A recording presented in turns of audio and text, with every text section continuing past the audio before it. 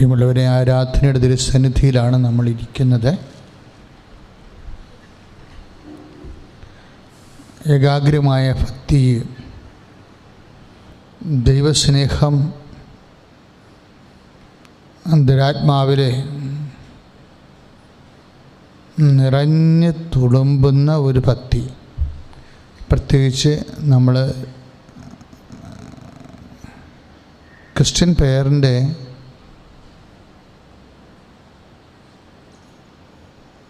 അർത്ഥവും അന്തരാർത്ഥവും എല്ലാം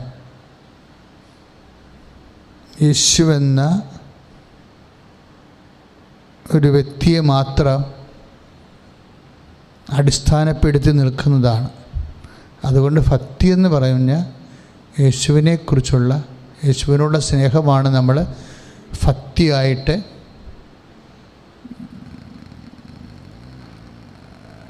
കർത്തൃസന്നിധിയിൽ പ്രകടിപ്പിക്കുന്നത്. അപ്പോൾ ഭക്തി വളരെ വലിയ വിഷയമാണ് ശരിക്കും.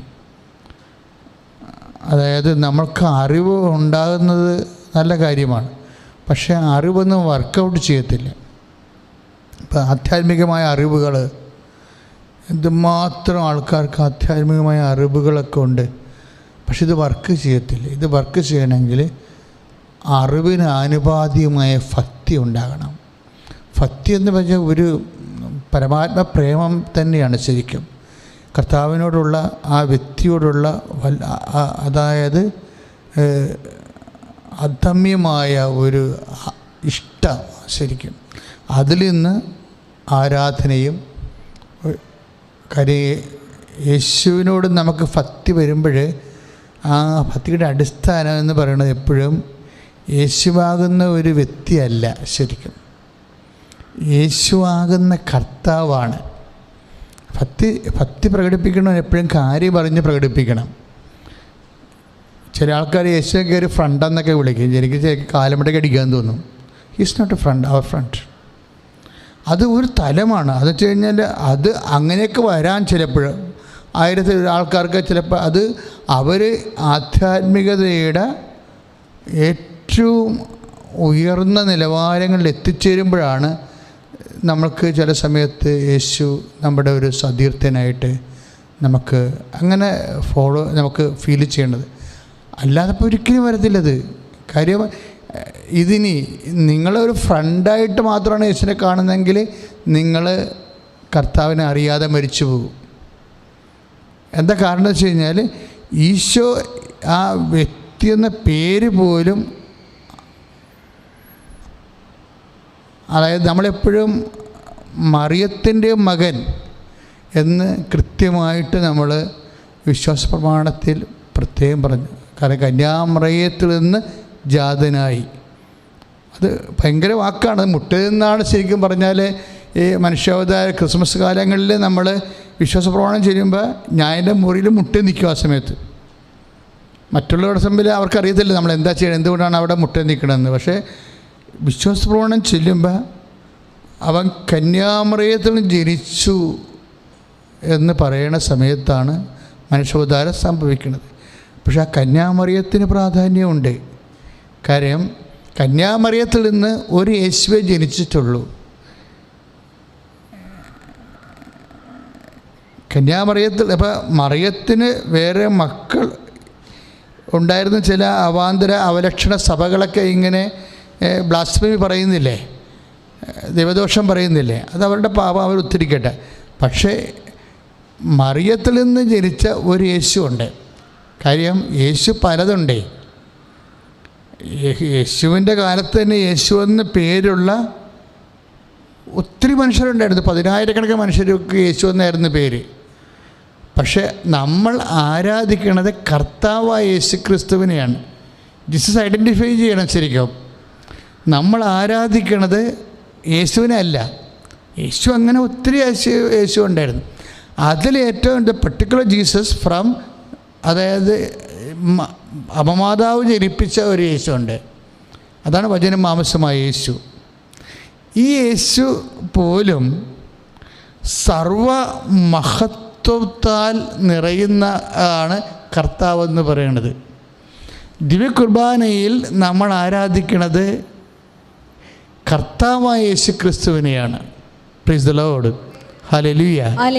അത് യേശു കർത്താവാകുന്നത് എപ്പോഴും പാപത്തിന് പരിഹാരം ചെയ്ത് സ്വന്തം ശരീരം കുരിശിൽ പാപത്തിന് പരിഹാരം ചെയ്തതിന് ശേഷം മനുഷ്യൻ്റെ പാപത്തിൻ്റെ വിടുതലിന് വേണ്ടി സ്വയമായി അർപ്പിച്ചതിന് ശേഷം യേശുവിനെ ദൈവം ഉയർത്തും, കർത്താവായിട്ട് ഉയർത്തും. ആ ഉയർപ്പിക്കപ്പെട്ട യേശുവാണ് കർത്താവ്. ആ ഉയർപ്പിക്കപ്പെട്ട യേശുവാണ് കർത്താവ്. ദിവ്യകുർബാനയിൽ ഉയർപ്പിക്കപ്പെട്ട യേശുവിൻ്റെ സാന്നിധ്യമാണ് ആരാധനയ്ക്ക് വിഷയം. ശ്രുതികട ഹല്ലേലൂയ. യേശുവേ സ്തോത്രം. യേശുവേ നന്ദി. ഹല്ലേലൂയ ഹല്ലേലൂയ ഹല്ലേലൂയ ഹല്ലേലൂയ യേശുവേ സ്തുതി. Hallelujah hallelujah hallelujah hallelujah hallelujah hallelujah പരമദിവ്യകാരുണ്യത്തിന് എന്നേരും ആരാധനയും സ്തുതിയും പുകഴ്ചയും ഉണ്ടായിരിക്കട്ടെ. പക്ഷേ ഇങ്ങനെ വിശുദ്ധീകരിച്ച് തരാൻ കാരണം, അതായത് അതുകൊണ്ട് തന്നെ കന്യാമറിയത്തിനെ മാറ്റി നിർത്തിക്കൊണ്ട് യേശുവിനെ ഒരിക്കലും നമുക്ക് എക്സ്പ്ലെയിൻ ചെയ്യാൻ പറ്റത്തില്ല. കാര്യം യേശു കർത്താവായിരിക്കുന്നതും രക്ഷകനായിരിക്കുന്നതിൻ്റെ ബേസ്മെൻറ്റ് പിതാവായ ദൈവം കഴിഞ്ഞാൽ കന്യാമറിയമാണ്. അതുകൊണ്ടാണ് വിശ്വാസ പ്രമാണത്തിൽ നമ്മൾ വ്യക്തമായിട്ട് ഐഡൻറ്റിഫൈ ചെയ്തിട്ടാണ് പ്രഖ്യാപിക്കുന്നത് കന്യാമറിയത്തിൽ നിന്ന് ജനിച്ചു എന്ന് പറയുമ്പോൾ. അപ്പം അതിന് യേശു നടത്തിയ രക്ഷണീയമായ വലിയ ദൗത്യവുമായിട്ട് ഡയറക്റ്റ് ബന്ധപ്പെട്ട് നിൽക്കുന്നതാണ് കന്യാമറിയം എന്ന് പറയുന്ന മറ്റൊരു വ്യക്തി, യേശുവിനെ പോലെ മറ്റൊരു വ്യക്തി. ഇപ്പോൾ തന്നെ നമുക്കറിയാം ഫിലിപ്പിയ ലേഖനമില്ലേ, ഫിലിപ്പിയ ലേഖനം 2:11 യേശു ക്രിസ്തു ഏറ്റുപറഞ്ഞ് യേശു ക്രിസ്തു കർത്താവാണെന്ന് പിതാവായ ദൈവത്തിൻ്റെ മഹത്വത്തിനായി എല്ലാ നാവുകളും ഏറ്റുപറയുന്നതിന് വേണ്ടി. Praise the Lord. അപ്പോൾ യേശു ക്രിസ്തു കർത്താവാണെന്ന് എല്ലാ നാവുകളും, whether you are Christian or not, ആരെല്ലാമാണോ ഇത് ഓപ്പണാണ്. എല്ലാവർക്കും യേശു ഒരേ സമയം തന്നെ സംലഭ്യനാണ്. അത് അക്രൈസ്തവ സഹോദരങ്ങളും അറിയണം. കാരണം ഈ വിഷയത്തിൽ ഒരു വേർതിരിവില്ല. യേശുവിൽ നിന്ന് നിനക്ക് ആനുകൂല്യം ലഭിക്കുന്ന വിഷയത്തിൽ, അനുഗ്രഹം ലഭിക്കുന്ന വിഷയത്തിൽ, രക്ഷ ലഭിക്കുന്ന വിഷയത്തിൽ ക്രിസ്ത്യാനിയെന്നോ അക്രൈസ്തവനെന്നോ വേർതിരിവില്ല. ഹൂർ ഇറ്റ് മേ ബി, ആരായാലും അവരെ യേശു കർത്താവാണെന്നൊരു വ്യക്തി, യേശു കർത്താവാണെന്ന്, അത് ഇവിടെ പ്രധാനപ്പെട്ട വിഷയം. എല്ലാ യേശുവും കർത്താവല്ല. മറിയത്തും തിരിച്ച പാപത്തിന് പരിഹാരം ചെയ്ത ദൈവം ഉയർപ്പിച്ച ആളാണ് കർത്താവ്. എല്ലാ യേശുവും, ഇപ്പം ചില ആൾക്കാർ എൻ്റെ യേശുവേ, അങ്ങനെ വിളിക്കേണ്ട കാര്യമില്ല. ശരിക്കും പറഞ്ഞാൽ എൻ്റെ കർത്താവെന്ന് കൂടി ചേർക്കുകയാണെങ്കിലാണ് അത് സമ്പൂർണ്ണമാകണം. പിന്നെ അവിടെ അത് അനുഗ്രഹം കിട്ടുന്ന കാര്യം എൻ്റെ യേശുവെന്ന് വിളിക്കണത് ഓട്ടോമാറ്റിക്കായിട്ട് കർത്താവിനെയാണെന്നുള്ളത് പ്രീസപ്പോസ് ചെയ്യുന്നതുകൊണ്ടാണ് നമുക്ക് അനുഗ്രഹം ലഭിക്കുന്നത്. പക്ഷേ ഈ നാമം ഒരു പ്രധാനപ്പെട്ട വിഷയമാണ്.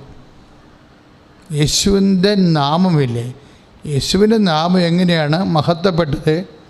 യേശു കർത്താവാണെന്ന് പിതാവായ ദൈവത്തിൻ്റെ മഹത്വത്തിനായി. കാര്യം യേശുവിനെ കർത്താവാക്കിയത് ആരാണ്? പിതാവായ ദൈവമാണ്. യേശുവിനെ കർത്താവാക്കിയത് ആരാണ്? പിതാവായ ദൈവമാണ്. പിതാവായ ദൈവം എങ്ങനെയാണ് എന്തിനാണ് യേശുവിനെ കർത്താവാക്കിയത്? അതാണ് ഫിലിപ്പിയർ പറയണത്. 2 തൊട്ട് 2, 6, 7, 8, 9 വരെയുണ്ട്. ഫിലിപ്പിയർ 9 വരെയുള്ള വചനങ്ങളുണ്ട്. എന്താണ് പറയണത്? അവൻ പ്രകൃത്യാ ദൈവമായിരുന്നു. ആര്? യേശു കർത്താവ് പ്രകൃത്യാ ദൈവമായിരുന്നു. പിന്നെ സംഭവിച്ചു, ദൈവത്തോടുള്ള സമാനത മുറുകെ പിടിക്കേണ്ട കാര്യമായി അവൻ പരിഗണിക്കാതെ ദാസനായി മരണത്തോളം, കുരിശുമരണത്തോളം തന്നെ താഴ്ത്തി. അപ്പോൾ മനുഷ്യൻ്റെ പാപത്തിന് പരിഹാരം ചെയ്യാൻ വേണ്ടി യേശു മനുഷ്യപ്രകൃതി സ്വീകരിച്ചെന്നാണ് ഈ പറയണത്. ഇതാണ് വെളിപാട്. അങ്ങനെ തന്നെ താഴ്ത്തി മരണത്തോളം, കുരിശുമരണത്തോളം തന്നെ താഴ്ത്തി. ഇതാണ് വിഷയം. ഇനിയാണ് യേശു കർത്താവാകണത്. ആകയാൽ 2:9 ഫിലിപ്പിയർ 2:9 ആകയാൽ. അതുകൊണ്ട് എന്തുകൊണ്ടാണ്? യേശു തന്നെ താഴ്ത്തിയത് കൊണ്ട്. യേശു ദൈവമായിരിക്കവേ ദൈവത്തോടുള്ള സമാനത മുറുകെ പിടിക്കേണ്ട കാര്യമായി പരിഗണിക്കാതെ മനുഷ്യൻ്റെ പാപത്തിന് പരിഹാരമാകാൻ, മനുഷ്യനാകാൻ വേണ്ടി തന്നെ താഴ്ത്തി. മനുഷ്യപ്രകൃതി പരിഹാരം ചെയ്യാൻ വേണ്ടി തന്നെ നമുക്ക് വേണ്ടി പരിഹാരം ചെയ്യാൻ വേണ്ടി തന്നെ താഴ്ത്തി. എന്തോരം താഴ്ത്തി? കുരിശുമരണത്തോളം താഴ്ത്തി. അങ്ങനെ കുരിശുമരണത്തോളം എളിമപ്പെടുത്തി താഴ്ത്തിയത് കാരണം ആകയാൽ. അതാണ് ഫിലിപ്പിയർ 2:9. നിങ്ങൾ ബൈബിൾ വായിക്കണേ, വീട്ടിൽ പോയി ഈ ഭാഗങ്ങളൊക്കെ വായിക്കണേ, എല്ലാം യൂട്യൂബിലുണ്ട്. ആകയാൽ എന്ന് സംഭവിച്ചു, ദൈവം അവനെ അത്യധികം ഉയർത്തി. എന്നിട്ട് സെൻറ്റ് പോൾ, ഒരു പരിശുദ്ധാത്മാവ് സെൻറ്റ് പോളിനോട് പറയും, അത്യധികം ഉയർത്തിയെന്ന് വെച്ചാൽ ഇനി ഒരു ഉയരം ഉണ്ടാവത്തില്ല, അതിൻ്റെ അപ്പുറത്ത് ഉയരമില്ല.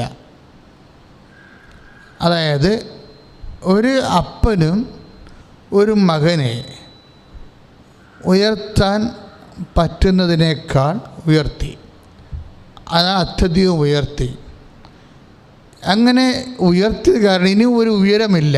ശരിക്കും യേശുവാണ് ഒരു വിശ്വാസിയുടെ അവസാനത്തെ ഉയരം. ഒരു വ്യക്തി വളർന്നാൽ എന്തോരം വളരാം, ഒരു വ്യക്തി ഉയർന്നാൽ എന്തോരം ഉയരാം. ഒരു വ്യക്തിയുടെ മനസ്സിൽ ഉയർച്ചയ്ക്ക് വേണ്ടി കുറിക്കേണ്ട അളവ് ഏതാണ്? അത് യേശുവാണ്. അതാണ് അത്യധികം ഉയർത്തിയെന്ന് പറയുന്നത്. ഒന്ന് പ്രാർത്ഥിച്ച്, കർത്താവേ പലതരത്തിൽ ഉയരണമെന്ന് എനിക്ക് ആഗ്രഹമുണ്ട്. പണം നേടി ഉയരാൻ എനിക്ക് ആഗ്രഹമുണ്ട്. വിദ്യാഭ്യാസം നേടി ഉയരാൻ എനിക്ക് ആഗ്രഹമുണ്ട്. എന്നാൽ ഏറ്റവും വലിയ ഉയർച്ച എത്ര ഉയർന്നാലും ഏറ്റവും വലിയ ഉയർച്ച യേശുവിലേക്കുള്ള ഉയർച്ചയാണെന്ന് എന്നെ തിരിച്ചറിയിച്ച ദൈവമേ, ഞാൻ അങ്ങയെ സ്തുതിക്കുന്നു, ആരാധിക്കുന്നു, അങ്ങേക്ക് നന്ദി പറയുന്നു. സ്തുതിക്കട്ടെ. കുറിച്ചാണ് സംസാരിക്കുന്നത് അല്ലേ? എല്ലാവരും ദൈവതിരുസന്നിധിയിൽ വരുന്നതും ഉടമ്പടി ചെയ്യണത് പോലും എന്തിനു വേണ്ടിയാണ്? ഉയർച്ചയ്ക്ക് വേണ്ടിയാണ്. അങ്ങനെ ചെയ്യേണ്ടതെന്നല്ല അതിൻ്റെ അർത്ഥം. പക്ഷെ നിങ്ങൾ അടയാളപ്പെടുത്തുന്ന ഉയർച്ചയില്ലേ, അതിനേക്കാൾ വലിയ ഉയർച്ച യേശുവിൽ സ്വപ്നം കാണണം.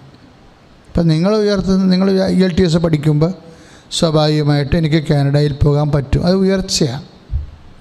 അത് കഴിഞ്ഞിട്ട് അവിടുന്ന് നമുക്ക് ജോലി കിട്ടും, അത് ഉയർച്ചയാണ്. അത് കഴിഞ്ഞ് നമുക്ക് അവിടുന്ന് നാട്ടിൽ വന്ന് കല്യാണം കഴിക്കാം, അത് ഉയർച്ചയാണ്. അത് കഴിഞ്ഞിട്ട് ഫാമിലിയായിട്ട് അവിടെ വിദേശത്ത് പോയി സെറ്റിൽ ചെയ്യാം, അത് ഉയർച്ചയാണ്. അപ്പോൾ ഇങ്ങനെ ഓരോ ഉയർച്ച 1 by 1 ഉയരണമെന്നാണ് നമ്മൾ ആഗ്രഹിക്കുന്നത്. ഇങ്ങനെ ഉയർന്ന് പോയി കഴിഞ്ഞാൽ അവസാനം നമ്മൾ എന്ത് ചെയ്യും? ഈ ഉയർച്ച, എല്ലാ ഉയർച്ചയും താഴേക്ക് വരുന്നത് കാണാം. കാര്യം നമ്മളെ ഉടമ്പടിയുടെ കൗൺസിലിംഗ് വരുമ്പോഴേ ഒത്തിരി വിദേശത്ത് ജോലി ചെയ്യുന്ന ആൾക്കാരെ കൗൺസിൽ ചെയ്യുമ്പോൾ അവർ പറയണത്, അച്ഛാ ഞങ്ങൾക്ക് നാട്ടിൽ വന്ന് മരിക്കണം, പക്ഷെ ഞങ്ങളുടെ പിള്ളേർ വരത്തില്ല, പൊന്നെന്ന് പറഞ്ഞാൽ വരത്തില്ല. അത് സത്യമാണത്. ഞങ്ങൾക്ക് നാട്ടിൽ വന്ന് മരിക്കണം. കാര്യം ആരെങ്കിലും കുഴിക്കുക വന്ന് 2 സ്വർഗസ്ഥനായ ചെല്ലാൻ നാട്ടിലല്ലേ ആളുള്ളൂ. അപ്പം ഞങ്ങൾക്ക് നാട്ടിൽ വന്ന് മരിക്കണം. അപ്പം അപ്പോൾ ഉയർന്നു പോയിട്ട് തിരിച്ചു വരികയാണ്. എല്ലാ പക്ഷികളുടെയും അവസ്ഥ നിലത്തിറങ്ങുമെന്നുള്ളതാണ്. എല്ലാ പക്ഷികളും നിങ്ങൾ നോക്കിയാൽ മതി. ദേശാടന പക്ഷികൾ മാത്രമേ ചിലപ്പോൾ 72 മണിക്കൂറൊക്കെ ഒറ്റ പറക്കൽ പറക്കും. ഒറ്റ പറക്കൽ സൈബീരിയ എന്ന് പറഞ്ഞിട്ട് കുമരകത്ത് വന്ന് ലാൻഡ് ചെയ്യുന്ന പക്ഷികളും അവസാനം ലാൻഡ് ചെയ്യുമെന്ന് നിങ്ങൾ മനസ്സിലാക്കണം. മനസ്സിലായില്ലേ?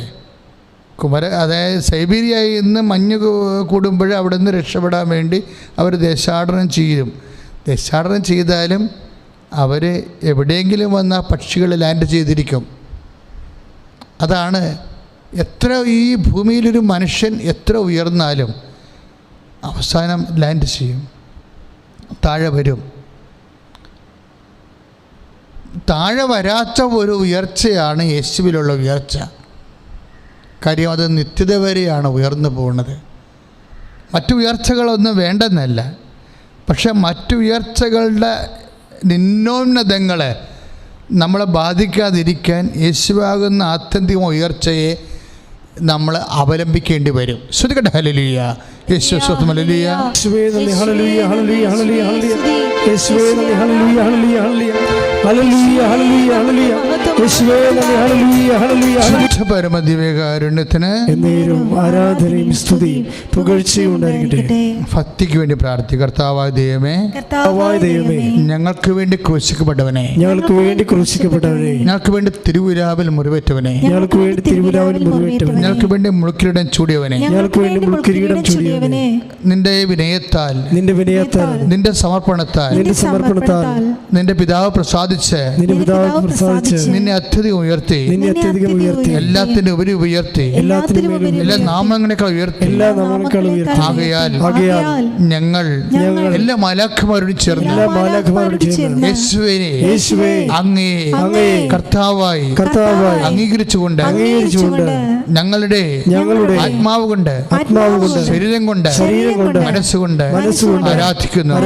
ശ്രുതികട്ടെ ഹല്ലേലൂയ ഹല്ലേലൂയ ഹല്ലേലൂയ, യേശുവേ ആരാധന ആരാധന ആരാധന, ഹല്ലേലൂയ ഹല്ലേലൂയ ഹല്ലേലൂയ ഹല്ലേലൂയ, യേശുവേ മഹത്വം മഹത്വം മഹത്വം, ഹല്ലേലൂയ ഹല്ലേലൂയ ഹല്ലേലൂയ, ആരാധന ആരാധന ആരാധന ആരാധന ആരാധന ആരാധന ആരാധന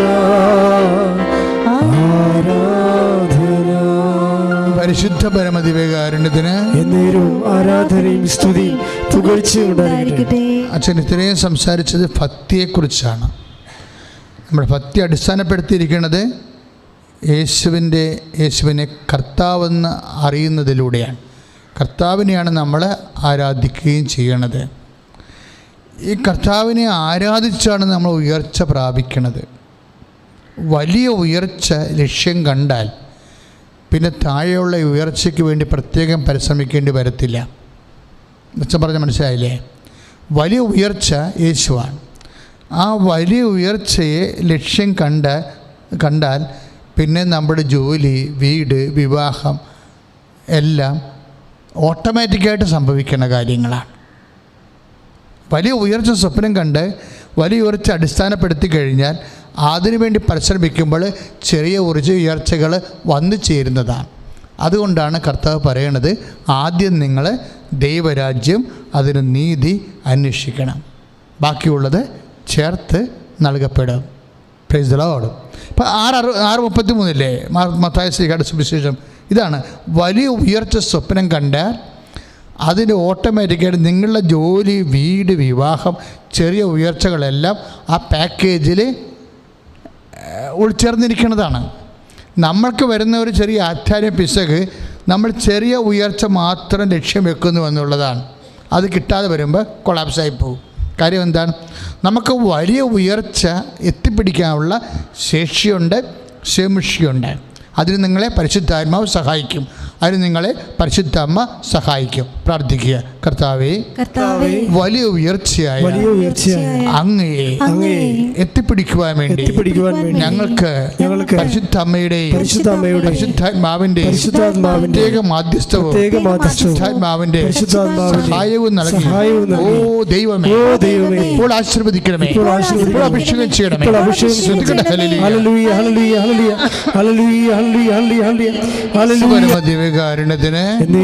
ആരാധനയും സ്തുതിയും പുകഴ്ചയും ഉണ്ടായിരിക്കട്ടെ. ഒരു മനുഷ്യന് എത്തിച്ചേരാൻ സാധിക്കുന്ന, സങ്കല്പിക്കാൻ കഴിയുന്ന ഏറ്റവും വലിയ ഉയരമാണ് യേശു കർത്താവിൻ്റെ ഉയരം. അതാണ്. അതിനാൽ ദൈവം അവനെ അത്യധികം ഉയർത്തി. എല്ലാ നാമങ്ങളെക്കാൾ ഉന്നതമായ നാമം അവിടത്തേക്ക് നൽകി. അപ്പോൾ ഉയർത്തുക, ഉന്നതമാവുക. അതുകൊണ്ടാണ് നമ്മൾ ആ വലിയ ഉയർച്ചയെയും ഉന്നത സ്ഥാനത്തെയും നമ്മൾ അവലംബിക്കുന്നത്. എന്തിനാണ്?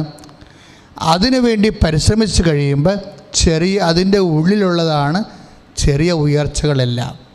എല്ലാ ചെറിയ ഉയർച്ച നീ ആഗ്രഹിക്കുന്നതെല്ലാം അതിന് താഴെയുള്ളതാണ്. അത് യേശുവിനെ സ്വീകരിക്കുമ്പോൾ അതിൻ്റെ കൂടെ നമുക്ക് ഓട്ടോമാറ്റിക്കായിട്ട് ലഭിക്കേണ്ടതാണ്. പക്ഷേ അപ്പോഴും നമ്മൾ പ്രധാനപ്പെട്ട ചിന്തിക്കണം, നിൻ്റെ ജോലി അല്ല വലുത്, അതിനേക്കാൾ വലുതാണ് യേശു. നിൻ്റെ കടങ്ങൾ പരിഹരിക്കുന്ന അല്ല വലുത്, അതിനേക്കാൾ വലുതാണ് യേശു. നിൻ്റെ കടങ്ങൾ പരിഹരിക്കുന്നതിനേക്കാൾ വലുതാണ് യേശുവെന്ന് പരിശുദ്ധാത്മാവ് നിനക്ക് തോന്നിച്ചു കഴിഞ്ഞാൽ കൃപാസനത്തിൻ്റെ ഈ മണ്ണിൽ വെച്ച് നിൻ്റെ കടം എഴുതി തള്ളപ്പെടും. പറഞ്ഞ മനസ്സിലായി? നീ സാമ്പത്തിക കടമുള്ള ആളാണ്, പക്ഷെ നിൻ്റെ കടങ്ങൾ പരിഹരിക്കുന്നതിനേക്കാൾ വലിയ കാര്യമാണ് യേശുവിനെ നേടുന്നതെന്ന് പരിശുദ്ധാത്മാവ് ഇപ്പോഴും നിന്നെ തോന്നിച്ചു കഴിഞ്ഞാൽ ഈ മണ്ണിൽ വെച്ച് ദൈവം നിൻ്റെ കടം റൈറ്റ് ഓഫ് ചെയ്ത് കളയും. നിനക്കിപ്പോൾ ക്യാൻസർ രോഗമാണ്, നിൻ്റെ രോഗം സുഖപ്പെടുന്നതിനേക്കാൾ വലിയ കാര്യമാണ് യേശുവെന്ന് ഇപ്പോൾ നീ ചിന്തിച്ചാൽ ഈ മണ്ണിൽ വെച്ച് നീ സുഖപ്പെട്ടിരിക്കും. ശ്രുതികട ഹല്ലേലൂയ, യേശുവേ സ്തുതി, ഹല്ലേലൂയ, ഹല്ലേലൂയ, ഹല്ലേലൂയ, ഹല്ലേലൂയ, യേശുവേ സ്തുതി, ഹല്ലേലൂയ, ഹല്ലേലൂയ. യേശു കർത്താവാണ് എന്നുള്ള വലിയ വിശ്വാസ സത്യമാണ് നമ്മുടെ ബാക്കി എല്ലാ തകർച്ചകൾക്കും അർത്ഥം നൽകുന്നത്. യേശു അർത്ഥമാകുന്നത്, ജീസസ് ജീവിതത്തിൻ്റെ മീനിങ് ആകുന്നത് അവിടെ വെച്ചാണ്. കാരണം കുരിശുമരണത്തിന് അർത്ഥമില്ല. നാട്ടുകാരുടെ മുമ്പിൽ അപമാനിതനായി മരിക്കുന്നതിന് ഒരർത്ഥമില്ല. അപ്പോൾ ഈ മുൽക്കിലിടാൻ ചൂടിയതിന് ഒരർത്ഥവുമില്ല. തിരുവിലാവിന് മുറിവെക്കുന്നതിന് ഒരർത്ഥവുമില്ല. Unless we became the Lord. അപ്പോൾ യേശുവിനെ കർത്താവാകുമ്പോഴാണ് കുരിശുമരണത്തിനും മനുഷ്യാവതാരത്തിനും എല്ലാത്തിനും അർത്ഥം നൽകണത്. യേശു കർത്താവാകുമ്പോഴാണ്,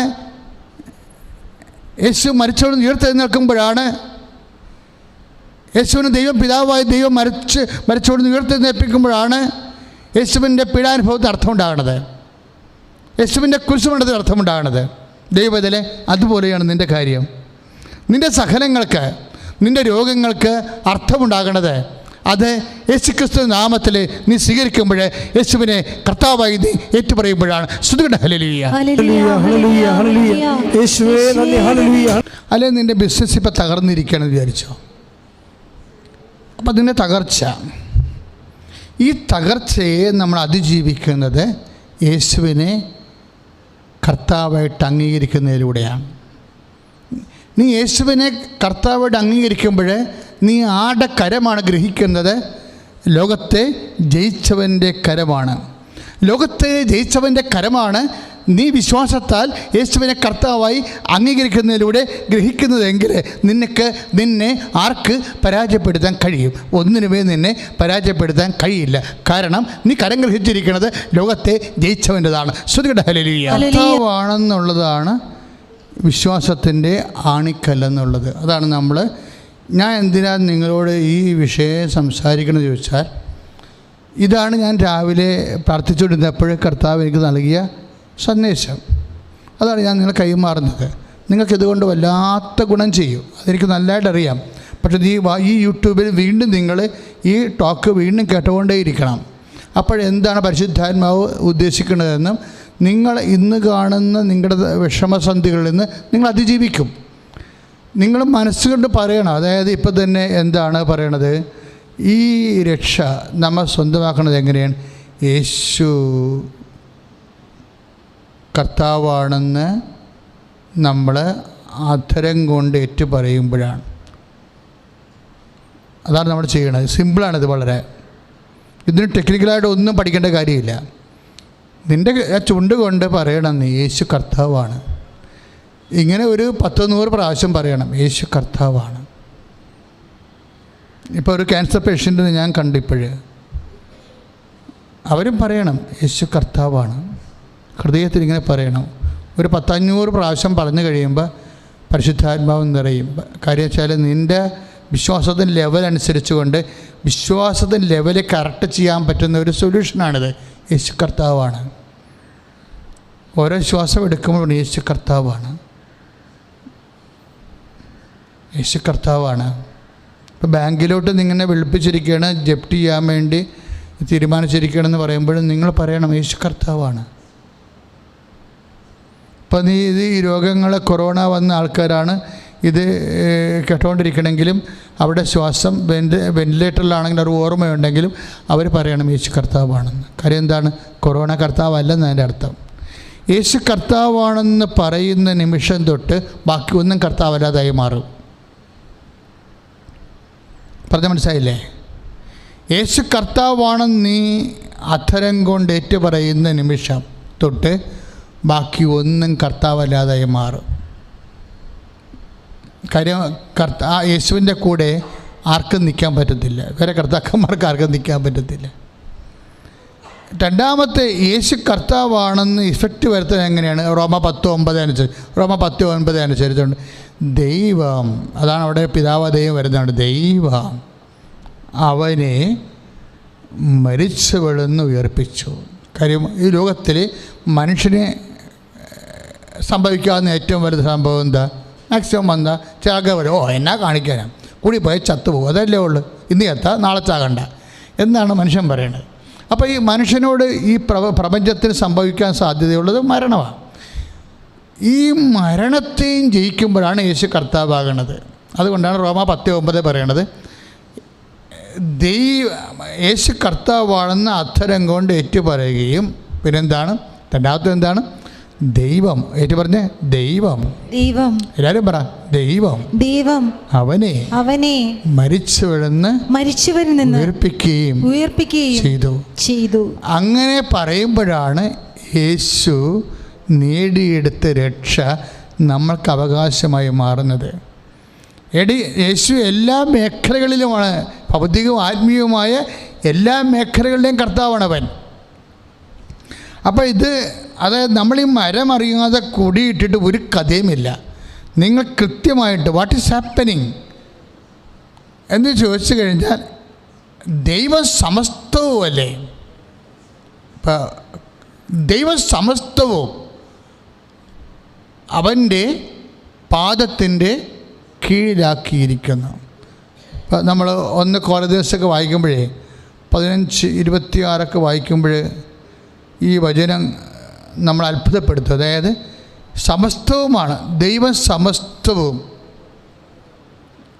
അവൻ്റെ. അപ്പോൾ ആ സമസ്തമെന്ന വാക്കിൽ നിൻ്റെ ജീവിതം മൊത്തമുണ്ട്. അല്ലാതെ നമ്മൾ ഒരു സൂപ്പർ മാർക്കറ്റിൽ പോയാൽ എല്ലാ സാധനവും അത് അവിടെ കിട്ടണതിനാണ് നമ്മൾ സൂപ്പർ മാർക്കറ്റ് എന്ന് പറയണത്, അല്ലെങ്കിൽ മെഗാ മാർക്കറ്റിംഗ് എന്നൊക്കെ പറയണത്. എന്താ പറയണത്? നമുക്ക് വേറെ ഒരിടത്ത് പോകേണ്ട കാര്യമില്ല. അതുപോലെ അപ്പോൾ 1 കോരിന്ത്യർ 15:26 എന്നാ പറയണത്? ദൈവം സമസ്തവും അവൻ്റെ പാദത്തിൻ്റെ കീഴിലാക്കിയിരിക്കുന്നു. സമസ്തവുമാണ്, അല്ലാതെ ആത്മീയ കാര്യം മാത്രമല്ല. അതിനകത്ത് നിൻ്റെ PSC ടെസ്റ്റ് ഉണ്ട്, റാങ്ക് ഉണ്ട്, ഇല്ലേ? നിൻ്റെ ഇടിഞ്ഞു വീഴാൻ പോകുന്ന മതിലാണെങ്കിൽ അത് നാളെ വീണാൽ അത് കെട്ടാൻ ഇനി എന്ത് ചെയ്യുമെന്ന് ഓർത്തുകൊണ്ട് നീ വിഷമിക്കുകയായിരിക്കും. അതും അതിനകത്തുള്ളതാണ്. അത് നീ അറിയാതെ കെട്ടിത്തരണതിന് അതിൻ്റെ സംവിധാനമുണ്ട്. സമസ്തവുമാണ്. ഇങ്ങനെ ഓരോ വിഷയം സമസ്തവും എന്ന വാക്ക് വന്നപ്പോൾ തന്നെ എല്ലാം മാറുകയാണ്. യേശു കർത്താവാകണത് ഈ സമസ്തവും അവൻ്റെ പാദത്തിൻ്റെ കീഴിൽ വരുമ്പോഴാണ്. അപ്പോൾ നിങ്ങൾക്ക് ചുണ്ടിൽ ചില പാണ്ട് വരണ ചില ഒരു ചേച്ചി എൻ്റെ സഹോദരി എന്നോട് എനിക്ക് ചുണ്ടിൽ പാണ്ട് അയച്ചാന്ന് പറഞ്ഞു. അപ്പോഴും ഞാൻ എൻ്റെ മനസ്സിൽ പറഞ്ഞ് ഇവളെ ഈ സഹോദരി യേശു കർത്താവാണെന്ന് പൂർണ്ണമായി വിശ്വസിക്കുന്ന സമയത്ത് പാണ്ട് മാഞ്ഞു പോകും. കാരണം ഒത്തിരി പാണ്ടുകൾ മാഞ്ഞു പോയി ഞാൻ കണ്ടിട്ടുണ്ട്. അമ്പലപ്പുഴ കിഴക്ക് കഞ്ഞിപ്പാടത്ത് ധ്യാനം നടത്തുന്ന സമയത്ത് ദിവ്യകുർബാന ഇതുപോലെ ഇരിക്കുന്നുണ്ട് ഇവിടെ. അപ്പോൾ കർത്താവ് എനിക്കൊരു സന്ദേശം തന്നിട്ട് പറഞ്ഞ് ചുണ്ടിലെ പാണ്ട് മാഞ്ഞു പോകുന്നത് ഈ ആരാധനയിൽ സംഭവിക്കുന്നുണ്ടെന്ന്. അപ്പോൾ ഞാൻ ഉടനെ പറഞ്ഞു, ചുണ്ടിലെ പാണ്ട് മാഞ്ഞു പോകുന്ന ഒരു സഹോദരിയെ കർത്താവ് സുഖപ്പെടുത്തുന്നു. ചുണ്ടിൽ പാണ്ടുള്ള സഹോദരിയെ കർത്താവ് സുഖപ്പെടുത്തുന്നു. ആരാധനയും കഴിഞ്ഞു പോയി. ആരാണെന്നറിയാൻ പാടില്ല, ആരും വന്നില്ല. പക്ഷേ പിറ്റേ ദിവസം അമ്പലപ്പുഴ ഞാൻ എൻ്റെ ഇരിക്കുന്ന പള്ളിയിൽ ഒരു മോള് വന്നു, റൂബി എന്ന് പറയുന്ന മോള് വന്നിച്ചും പറഞ്ഞ്, അച്ഛാ ഇത് കണ്ടച്ചാ ഞാൻ കണ്ണാടി പോയി. എനിക്ക് 10-22 വർഷമായിട്ട് ചുണ്ട് മുഴുവൻ വെളുത്തിരിക്കുന്ന ആളാണ്. പക്ഷേ എനിക്കറിയത്തില്ല, അങ്ങനെ സന്ദേശം വന്നതുകൊണ്ട് എനിക്കായിരിക്കും അതിലായിരിക്കും, എന്നാലും നോക്കിയേക്കാം എന്ന് പറഞ്ഞുകൊണ്ട് കണ്ണാടി നോക്കിയപ്പോൾ പാണ്ട് കാണാനില്ല. ഇതാണ് സംഭവം. അപ്പോൾ നിൻ്റെ ചുണ്ടേ പാണ്ടാണെങ്കിലും അത് ഈ സമസ്തം എന്നുള്ള പാക്കേജിലുള്ളതാണ്. വചനം എന്തുകൊണ്ടാണ് ഈ ആൾക്കാർ വചനം ചുമന്നുകൊണ്ട് നടക്കുന്നത്? എന്തുകൊണ്ടാണ് ഈ ആൾക്കാർ വചനം ചുമന്നുകൊണ്ട് നടക്കുന്നത്? അതായത് ഈ വചനം ഒരിക്കലും അനുഭവിച്ചു കഴിഞ്ഞാൽ ദൈവം ആരാണെന്ന് നീ അറിയും. അതുകൊണ്ടാണ്. അപ്പോൾ ഈ നിൻ്റെ ചുണ്ടേ പാണ്ട് ചിലപ്പോൾ നിനക്ക് മാത്രമേ പ്രാധാന്യം ഉണ്ടാകത്തുള്ളൂ. പക്ഷേ കർത്താവ് എന്താ പറയണത്? അത് പ്രശ്നമായിരിക്കണത് നിൻ്റെ ഭർത്താവിന് മാത്രമാണ്. നിൻ്റെ ചുണ്ടേ പാണ്ട് കാണുന്നത്, നിന്നെ കൊണ്ടുനടക്കണതും എല്ലാം നിൻ്റെ ഭർത്താവിനായിരിക്കും അത് പ്രശ്നമെന്ന് നീ പറയും. പിന്നെ നിനക്കും മക്കൾക്കും പ്രശ്നമാവും. മക്കൾ പറയും അമ്മ PTA മീറ്റിങ്ങിന് വരണ്ടെന്ന് പറയും, ആൻറ്റി വന്നാൽ മതി എന്ന് പറയും. പോരെ, പിള്ളേർ പറയും നേരത്തെ മുഖത്ത് നോക്കി നമ്മുടെ പറയും ഒരു പ്രശ്നമുണ്ട്, അമ്മ PTA മീറ്റിങ്ങിന് വരണ്ട, ആൻറ്റി വന്നാൽ മതി എന്ന് പറയും. പണ്ടത്തെ പിള്ളേർ പറയത്തില്ല, മനസ്സിലേ വെക്കത്തില്ലായിരുന്നു. ഇപ്പം അങ്ങനെയല്ല. ഇപ്പം മുഖത്ത് നോക്കി പിള്ളേർ പറയും, നമ്മുടെ അടുത്ത് പറയും. അപ്പോൾ നമുക്ക് സങ്കടം വരും. കുഞ്ഞുങ്ങൾക്ക് പോലും എന്നെ വേണ്ട എന്ന് പറയും. അപ്പം നിനക്ക് പ്രശ്നം, നിൻ്റെ ചുണ്ടേപ്പാണ്ട് നിനക്ക് പ്രശ്നം, നിൻ്റെ ഭർത്താവിന് പ്രശ്നം, നിൻ്റെ 2 മക്കൾക്കും പ്രശ്നം. വേറെ ആർക്കും ഇവിടെ പ്രശ്നമില്ല. പക്ഷെ കർത്താവിനത് പ്രശ്നമാണ്. നിൻ്റെ പ്രശ്നം ആർക്കാണ് പ്രശ്നമായിരിക്കുന്നത്? നിൻ്റെ ഏറ്റവും അടുത്ത മനുഷ്യർ, ബന്ധുക്കൾ ഒഴിച്ച് ബാക്കി ആരാണ് പ്രശ്നമായിരിക്കുന്നത്? അയാളുടെ പേര് യേശു എന്നായിരിക്കും. അപ്പോൾ യേശുവിനെല്ലാം പ്രശ്നമാണ്. ദൈവം സമസ്തവും അവൻ്റെ പാദത്തിൻ്റെ കീഴിലാക്കിയിരിക്കണമെന്ന് പറയുമ്പോൾ നിൻ്റെ സമസ്തവും പാദത്തിൻ്റെ കീഴിലാക്കാൻ വേണ്ടിയാണ് ദൈവം മനുഷ്യ അവതാരം ഏറ്റെടുത്തത്. എന്തിനാണ് ഈ മനുഷ്യാവതാരം ഏറ്റെടുത്തതെന്ന് പറയുമ്പോൾ നമ്മളവർക്കും പാപത്തിന് പരിഹാരം ചെയ്യാൻ വേണ്ടിയാണെന്ന്. പക്ഷേ സത്യമായിട്ടും അതൊരു പകുതി കാര്യമാകുന്നുള്ളൂ. മനുഷ്യ അവസ്ഥയെ മുഴുവനായിട്ടാണ് യേശു ഏറ്റെടുത്തത്. Man, your faith is great എന്നൊക്കെ രക്തസ്രാവക്കാരോട് പറഞ്ഞ എന്താ കാര്യം? അവളുടെ രക്തസ്രാവം അവളുടെ വേദനയാണ്. അവൾ 12 കൊല്ലമായി നരകിക്കുന്നുണ്ട്. അവളുടെ നരകത്തെ അവൻ ഏറ്റെടുത്തു. യേശുക്രിസ്തു എന്തൊരു മനുഷ്യ അവതാരം ചെയ്തെന്ന് ചോദിച്ചു കഴിഞ്ഞാൽ നിൻ്റെയും എൻ്റെയും നരകത്തെ ഏറ്റെടുക്കുവാൻ.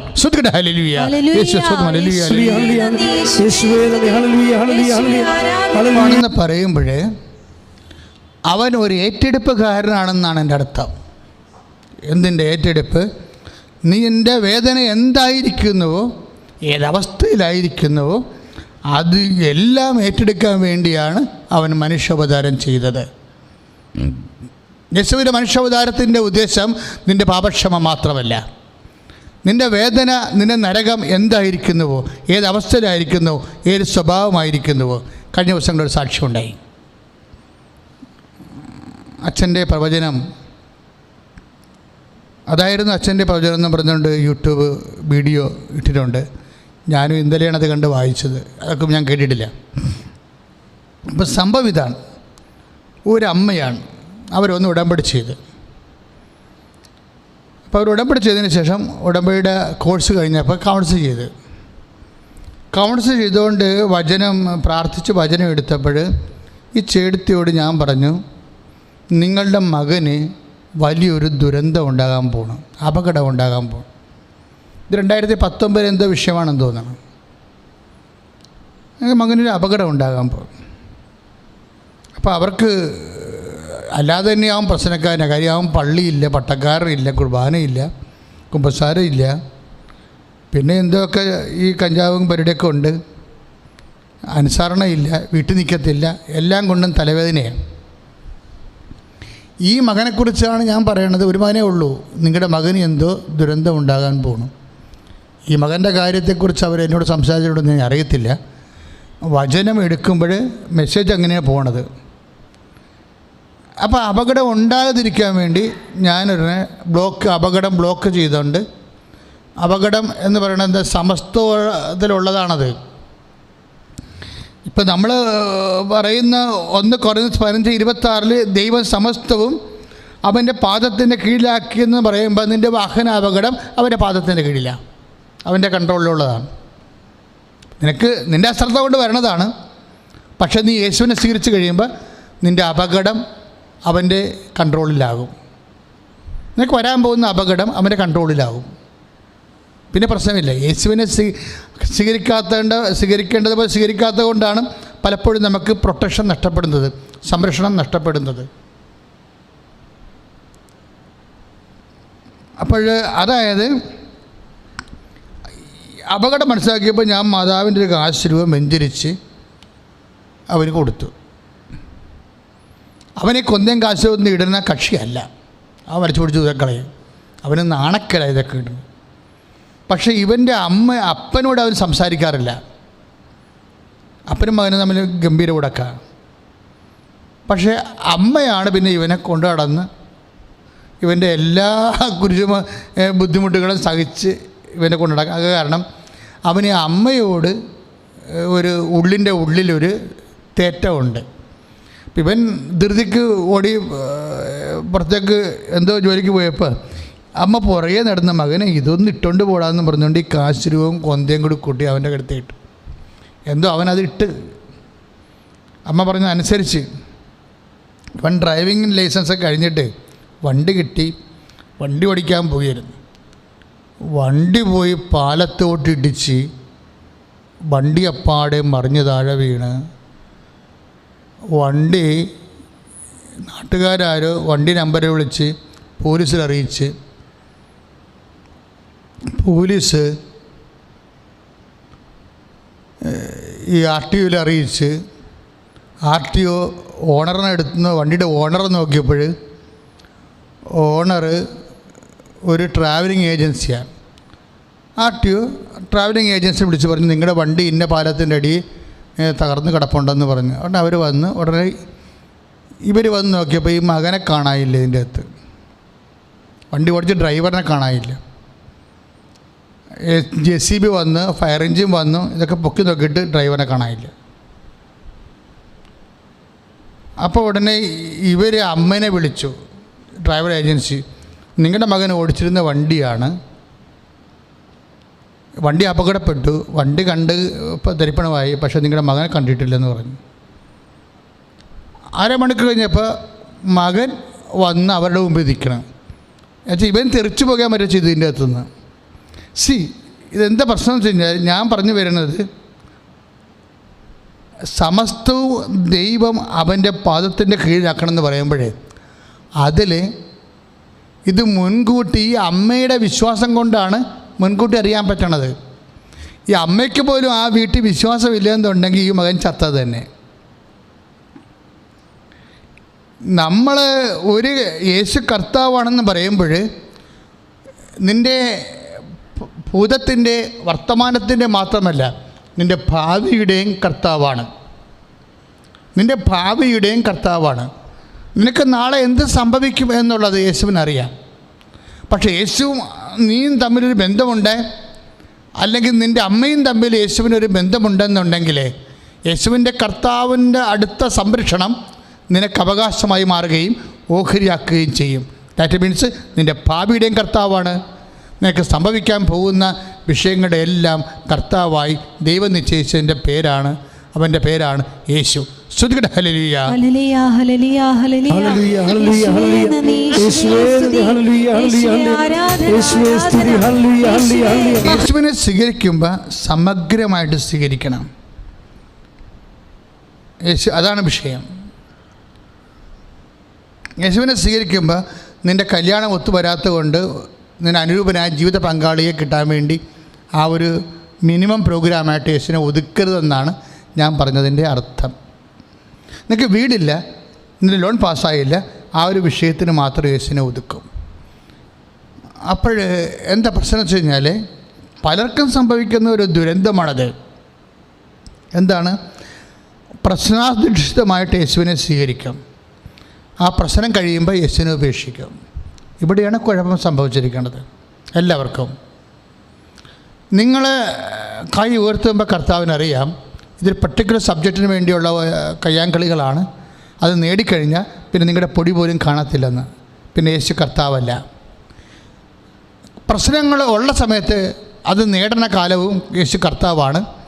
പിന്നെ വേറെ ആരെങ്കിലും ആയിരിക്കും കർത്താവ്. നിങ്ങളുടെ ലിഷർ ടൈമിൽ ആരാണ് നിങ്ങളുടെ കർത്താവ്? നിങ്ങളുടെ പ്രശ്നമില്ലാത്ത കാലത്ത് ആരാണ് നിങ്ങളുടെ കർത്താവ്? അതാണ് ചോദ്യം. നിങ്ങൾക്ക് പ്രശ്നങ്ങളില്ലാത്ത കാലത്ത് ആരാണ് നിങ്ങളുടെ കർത്താവ്? പക്ഷേ ചിലപ്പോൾ നിങ്ങൾ തന്നെയായിരിക്കും നിങ്ങളുടെ കർത്താവ്. നിങ്ങളുടെ എസ്റ്റീം, നിങ്ങളുടെ പേര്, നിങ്ങളുടെ പെരുമ. ഒരു വീട്ടിൽ ഞായറാഴ്ച കുർബാനയുടെ സമയത്ത് നിൻ്റെ ഫ്രണ്ട് വരുന്നു, നിൻ്റെ അളിയൻ വരുന്നു, ആരെങ്കിലും വരുന്നു, ഗസ്റ്റ് വരുന്നു, അയാൾ പറഞ്ഞു ഇന്ന സ്ഥലത്ത് ഇന്ന സമയത്ത് പോയാൽ ഇന്ന നേട്ടങ്ങൾ ഉണ്ടാകുമെന്ന് പറയുമ്പോൾ നീ ഞായറാഴ്ച കുർബാന മുടക്കി അവൻ്റെ പുറകെ പോകും. അപ്പോൾ ആരായിരിക്കും കർത്താവ്? ആ വന്നവനാണ് കർത്താവ്. അബോധലങ്ങളിലെല്ലാം യേശു കർത്താവാകണം. അല്ലെങ്കിൽ പ്രശ്നാധിഷ്ഠിതമായിട്ടുള്ള ഒരു സിമ്പിൾ സൊല്യൂഷനാണ് യേശു. കംപ്ലീറ്റ് സൊല്യൂഷനാണ് യേശു. എന്നാണ് നിൻ്റെ ജീവിതത്തിൻ്റെ കംപ്ലീറ്റ് സൊല്യൂഷൻ ആകണത്? അപ്പോഴാണ് യേശു കർത്താവാകണത്. ഒന്നിനും കംപ്ലീറ്റ് സൊല്യൂഷൻ ഇല്ല. നമ്മൾ നേടുന്ന പ്രതാപങ്ങൾക്ക്, പണത്തിന്, പേരിന് ഒന്നും കംപ്ലീറ്റ് സൊല്യൂഷൻ ഇല്ല. ഞാൻ ഈ ദിവസങ്ങളിൽ ഒരു ന്യൂസ് പോർട്ടൽ വായിച്ചു. ന്യൂസ് പോർട്ടൽ അത് നമ്മുടെ ഫിലിം സ്റ്റാറിനെ കുറിച്ചുള്ള ന്യൂസ് പോർട്ടലാണ്. മോഹൻലാലിനെ കുറിച്ചും മമ്മൂട്ടിയെക്കുറിച്ചുള്ളൊരു ന്യൂസ് പോർട്ടലാണ്. ഇത് പ്രശ്നത്തിലേ ഉള്ളൂ. ഇദ്ദേഹം ഈ മോഹൻലാൽ ഒരു യാത്രക്കാരനാണ്, യാത്ര പ്രിയമുള്ള ആളാണ്. അയാൾ യാത്ര ചെയ്ത് പോകും. ഫിലിമില്ലാത്ത സമയത്തെല്ലാം അയാൾ യാത്ര ചെയ്യും. നല്ല കാര്യമാണത്, സഫാരി. അപ്പോൾ യാത്ര ചെയ്ത് ഈ മനുഷ്യൻ ഭൂട്ടാനിൽ പോകും. ഭൂട്ടാനിൽ പോകുമ്പോൾ ഒരു തിരക്കഥാകൃത്ത് കൂടെ ഉണ്ടാവും. ഈ തിരക്കഥാകൃത്തും ഈ ഫിലിം സ്റ്റാറും കൂടിയാണ് ഭൂട്ടാനിൽ പോകണമെന്ന് വെച്ചാൽ ഒരു ബുദ്ധക്ഷേത്രത്തിൽ പോണതാണ്. ഒരു ബുദ്ധക്ഷേത്രത്തിൽ ആൾക്കാരെല്ലാം പോകുന്ന ഒരു തീർത്ഥാടന കേന്ദ്രമാണ് ബുദ്ധക്ഷേത്രം. ഇപ്പോൾ ഭൂട്ടാനൊക്കെ നിങ്ങൾക്കറിയാമല്ലോ, ഹിമാലയത്തിൻ്റെ ഭാഗമാണ്. അപ്പോൾ നമ്മൾ മലാറ്റൂരും ശബരിമലയൊക്കെ പോകണമെങ്കിൽ വടി കുത്തി പിടിച്ചേ പോകാൻ പറ്റത്തുള്ളൂ. വടി കുത്തിയേ കയറാൻ പറ്റത്തുള്ളൂ. നല്ല ഉയരമാണ്, 10,000-6,000 അടി ഉയരത്തിലാണ് സംഭവം. എന്നാലും ജനങ്ങൾ പോണതാണ്. ഇങ്ങനെ പോകുന്ന സമയത്ത് ഒരു മധ്യപ്രദേശുകാരൻ, മോഹൻലാൽ കാവ്യവേഷത്തിലും കുറേ തലയിലൊക്കെ കെട്ടിയാണ് പോണത്. എന്നാലും ഈ മധ്യപ്രദേശുകാരന് ഇയാളെ മനസ്സിലാകും. ഇയാളെ എപ്പോഴും കണ്ടുപരിചയം. അയാൾ ഈ ഇങ്ങനെയൊക്കെ കുറച്ചുകൂടി മുമ്പോട്ട് കയറി നടക്കുകയാണ്. അയാൾ ധൃതിക്ക് പോവുകയാണ് മലമുകളിലേക്ക്, ബുദ്ധക്ഷേത്രത്തിൽ പോയി. അപ്പോൾ തിരിഞ്ഞ് ഈ മോഹൻലാലിനെ നോക്കുമ്പോൾ ഉടനെ പറയും, യുവർ ആക്ടർ മമ്മൂട്ടി എന്ന് എന്നോട് ചോദിക്കും. യുവർ ആക്ടർ മമ്മൂട്ടി എന്ന് ഈ മധ്യപ്രദേശുകാരൻ ചോദിക്കും. അപ്പോൾ മോഹൻലാൽ പറയും ഓക്കെ യെസ് എന്ന് പറയും. അപ്പോൾ ഉടനെ തിരക്കത്താകത്ത് മോഹൻലാലിൻ്റെ മുഖത്തോട്ട് നോക്കും. ഇതിൻ്റെ പരിപാടി. മധ്യപ്രദേശുകാരൻ മുമ്പോട്ട് പോയിട്ട് പിന്നെ കുറച്ച് കഴിയുമ്പോൾ എന്തോ കുഴപ്പം സംഭവിച്ചതെന്ന് പറഞ്ഞ് അയാൾ തിരിച്ചു വരും. തിരിച്ചു വന്നിട്ട് വീണ്ടും മോഹൻലാൽ ചോദിക്കും, യുവർ ആക്ടർ മോഹൻലാൽ. അപ്പോഴും യെസ്, അപ്പോഴും യെസ് എന്ന് പറയും. എന്നിട്ട് അയാൾ പോകും. അപ്പോഴും ഈ തിരക്കഥാകൃത്ത് മോഹൻലാലിനോട് അയാൾ പോയി കഴിഞ്ഞ് ചോദിക്കുമ്പോൾ തിരക്കഥാകൃത്ത് ചോദിക്കുമേ, നിങ്ങളെന്താ ഇങ്ങനെ സംസാരിക്കണത്? മമ്മൂട്ടിയാണെന്ന് ചോദിച്ചപ്പോൾ മമ്മൂട്ടിയാണെന്ന് പറഞ്ഞ്, ഇപ്പോൾ മോഹൻലാലാണെന്ന് ചോദിച്ചപ്പോൾ മോഹൻലാലാണെന്ന് പറഞ്ഞ്, ഇതെന്ത് ഇങ്ങനെ ഉത്തരം പറഞ്ഞെന്ന് ചോദിച്ചപ്പോൾ മോഹൻലാൽ ഒരു മറുപടി പറയും. ഈ അജ്ഞാതമായ ലോകത്ത് ആരായിട്ട് എന്ത് കാര്യമെന്ന്. എനിക്ക് ഭയങ്കര ഇഷ്ടപ്പെട്ടു പോയി. ഞാൻ സാധാരണ ഇവരെ ഫോളോ ചെയ്യാത്ത ആളാണ്. പോർട്ടലായതുകൊണ്ട് ഇതിൻ്റെ ഒരു ആധ്യാത്മികമായ ഒരു അംശമുണ്ട് ഇതിനകത്ത്. എന്താണ് ഉത്തരം കണ്ടില്ലേ? ഈ അജ്ഞാതമായ ഈ ലോകത്ത് ആരായിട്ട് എന്ത് കാര്യം? ഇപ്പം ഈ മനുഷ്യൻ കുറച്ച് പത്മഭൂഷണാണ്. എന്താ സംഭവം? പത്മഭൂഷണാണ്. പിന്നെ എന്താ? കേണലാണ്. കേരളത്തിലൊരു ഫിലിം സ്റ്റാറിന് എത്തിപ്പെടാവുന്ന ഏറ്റവും നല്ല മേഖലയിലാണ്, ഏറ്റവും ഉന്നതത്തിലാണ്. ഈ ഉന്നതത്തിൽ നിന്നുകൊണ്ടാണ് ഈ മനുഷ്യനിങ്ങനെ പറയണത്. എന്താണ്? ഈ അജ്ഞാതമായ ലോകത്ത് ആരായിട്ട് എന്ത് കാര്യമെന്ന്. എന്നുവെച്ചാൽ ഇതൊക്കെ തന്നെ അറിയണ ഒരു ജനക്കൂട്ടത്തിൻ്റെ മുമ്പിൽ മാത്രമേ നമ്മുടെ ജീവിതത്തിന് അർത്ഥമുള്ളൂ. പറഞ്ഞ മനസ്സിലായില്ലേ? നമ്മൾ അറിയണ ഒരു ജനക്കൂട്ടത്തിൻ്റെ മുമ്പിൽ മാത്രമേ നമ്മുടെ ജീവിതത്തിന് അർത്ഥമുള്ളൂ. അല്ലെങ്കിൽ ഒരർത്ഥവുമില്ല. നമ്മൾ ആരായിട്ട് ഒരു കാര്യമില്ല. സത്യമാണത്. നമ്മളറിയണ ഒരു ജനക്കൂട്ടം വിട്ടുപോയാൽ നമ്മൾ ആരുമല്ല. ആരായിട്ട് എന്ത് കാര്യം? നമ്മളറിയണ ഒരു ജനക്കൂട്ടം വിട്ടുപോയാൽ നമ്മൾ ആരുമല്ല. ആരായിട്ടൊരു കാര്യമില്ല. അപ്പം നമ്മളിൽ നേടിയതും നമ്മളായിരിക്കണതും നമ്മുടെ ഔന്നത്യവും നമ്മുടെ ബഹുമതിയും ഒക്കെ ഒരു നിരർത്ഥകമാണ്. ഞാൻ എന്തെങ്കിലും പറയണമെന്നറിയാവോ? അതായത് ഈ ജനക്കൂട്ടം തന്നെ എത്ര കാലം നമ്മുടെ കൂടെ ഉണ്ടാകും? ഇല്ല, ഉണ്ടാകത്തില്ല. ആ പ്രിയ വാര്യർ എന്ന് പറഞ്ഞൊരു കുട്ടിക്ക് എത്രയോ റേറ്റിംഗ് വന്നതാണ്. ഇപ്പോൾ റേറ്റ് താഴെ പോയി. ജനക്കൂട്ടം ഉണ്ടാക്കുന്ന റേറ്റിൻ്റെ അവസ്ഥ കണ്ടില്ലേ? എന്ത് റേറ്റ്? 10-30 ലക്ഷം റേറ്റിംഗ് വന്നതാണ്, നേരെ താഴെ പോയി. ഇതുപോലെ ഓരോ സോഷ്യൽ മീഡിയയിലെല്ലാം റേറ്റിംഗ് അല്ലേ? ഇന്ന് റേറ്റിംഗ് ഉള്ളവന് നാളെ റേറ്റിംഗ് ഇല്ല. എന്താ? ജനക്കൂട്ടം വന്നതുപോലെ പോകും. കുമാരനാശാൻ പറഞ്ഞതുപോലെ വരും. ഓരോ ദശ വന്നതുപോലെ പോകും. മനുഷ്യനെന്താ കുഴപ്പം? മനുഷ്യൻ ദൈവത്തെ വിട്ടിട്ട് ഈ പണം, പ്രതാപം ഇതിനെ അങ്ങ് മനസ്സർപ്പിച്ച് ഇത് ഓട്ടോമാറ്റിക്കായിട്ട് കർത്താവായിട്ട് മാറും.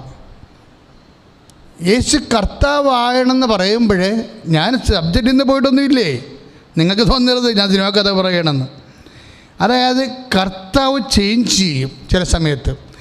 ഈ ലോകം തരുന്ന കർത്താക്കന്മാർ ജനക്കൂട്ടത്തിൻ്റെ സ്വാധീനമായാലും ശരി, പണമായാലും പ്രതാപമായാലും നമുക്കുണ്ടാകുന്ന ഔന്നത്യമായാലും ശരി, ഈ വന്നതുപോലെ ഈ സ്തംഭം അങ്ങോട്ട് പോകും. പക്ഷേ പ്രശ്നങ്ങൾ വരുമ്പോൾ മാത്രം ദൈവത്തെ കർത്താവായിട്ട് സ്വീകരിക്കുകയും അല്ലാത്തപ്പോൾ കർത്താവായിട്ട് ഇതുപോലെ നിരർത്ഥകമായിട്ടുള്ള വിഷയങ്ങൾക്ക് നമ്മൾ പ്രാധാന്യം കൊടുത്താൽ ഒരിക്കലും യേശുവിനെ കർത്താവായി നമ്മൾ സ്വീകരിക്കുന്നില്ല, റിജക്റ്റ് ചെയ്യപ്പെടുന്നു. അപ്പോൾ യേശുവിനെ കർത്താവായി സ്വീകരിക്കുന്നവൻ ഏത് കാലാവസ്ഥയിലും യേശുവിനെ മാത്രമേ സ്വീകരിക്കാൻ നമ്മുടെ മനസ്സ് ഒരുക്കമുള്ളവരായിരിക്കണം. ശ്രുതികട ഹല്ലേലൂയ. യേശു സ്വന്തം ഹല്ലേലൂയ ഹല്ലേലൂയ.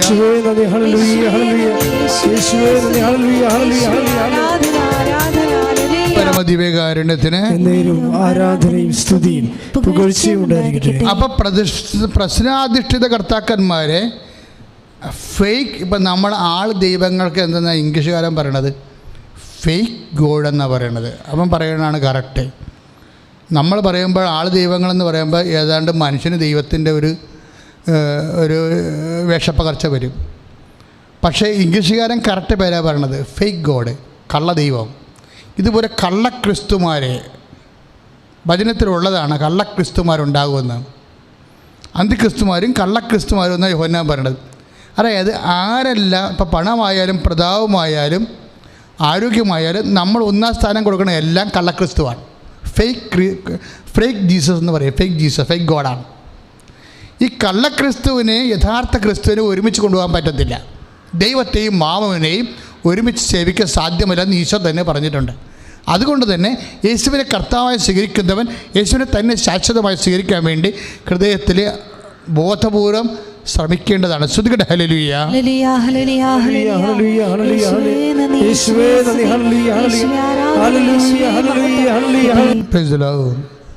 പ്രിയമുള്ളവരെ, അതായത്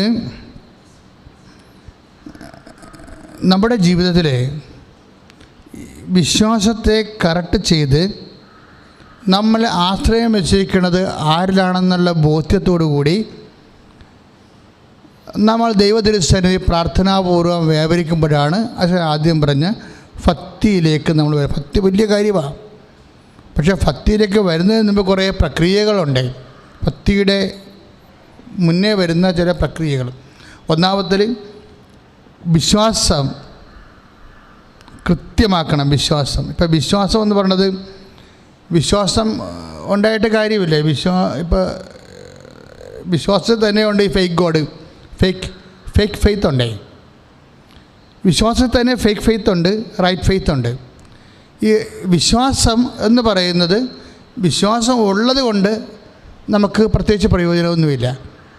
കാരണമാണ് പൗലോസ് പറയും, ആരിലാണ് ഞാൻ ആശ്രയം വെച്ചതെന്ന് എനിക്കറിയാമെന്ന്. വിശ്വാസം ഉണ്ടായിട്ട് കാര്യമില്ല. വിശ്വാസം ആരിലുണ്ടാകണമെന്ന്. ഇപ്പോൾ ഒരു ഉദാഹരണത്തിന് കഴിഞ്ഞ ദിവസങ്ങളിൽ ചിറ്റൂരിൽ ഒരു കൊലപാതകം നടന്ന് നമുക്ക് വായിച്ചതാണ്, നിങ്ങൾ എല്ലാവർക്കും അറിയാവുന്നത്.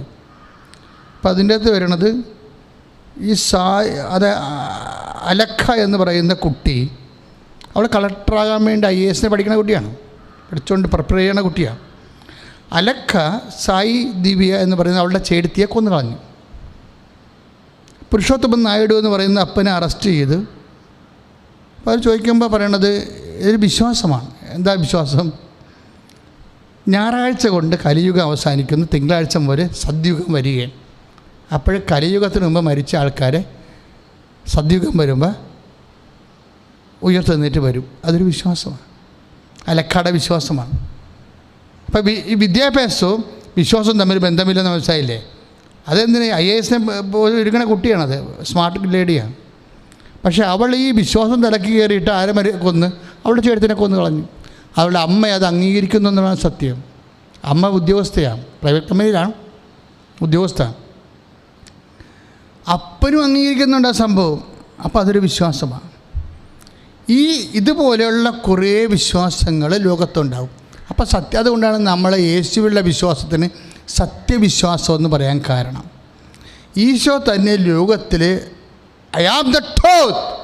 ഇപ്പം 14:6 എന്താ പറയണത്? ഐ ആം ദ ട്രൂത്ത് എന്ന് പറഞ്ഞിട്ട് എന്താണ്? ഞാൻ വഴിയും സത്യവും ജീവനുമാകുന്നു. അപ്പം ഞാൻ സത്യമാണെന്ന് ലോകത്ത് ഒരു മനുഷ്യനും പറഞ്ഞിട്ടില്ല, അവകാശം ഉന്നയിച്ചിട്ടില്ല.